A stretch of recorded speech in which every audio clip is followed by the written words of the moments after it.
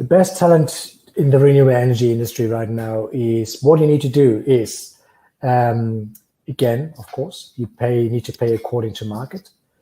You need to show people in a short-term and a long-term way how they can participate in the success of your project or your company. So that's, I guess, a clear way of putting bonuses and putting long-term incentives, shares, and so forth on the table.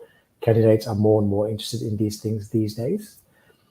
You need to, well, firstly create, but then also communicate the company culture that you have, that it's actually your organization is not just a fun place to work at, but also a safe workplace when it comes to women working in your organization, all these types of things.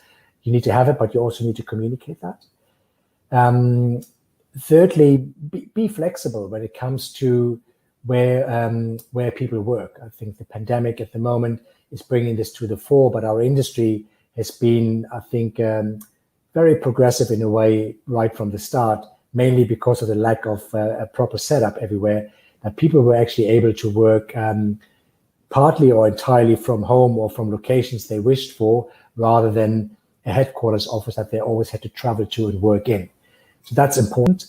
I guess build up strong internal processes. A lot of the companies, and sometimes even smaller companies that actually are successful today, they probably didn't look like winners from the start, are actually the ones that managed, while doing their projects, selling their goods that they need to sell, so bringing the money in, at the same time, not just chasing the next dollar or euro, but also actually creating internal processes that prepares your organization for growth.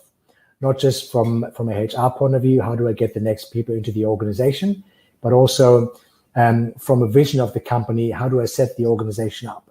How do I communicate this? This is actually how you attract good talent these days. You pay them well, you involve them in your company and in your project, and you create an environment and processes that actually attracts people to work in your organization.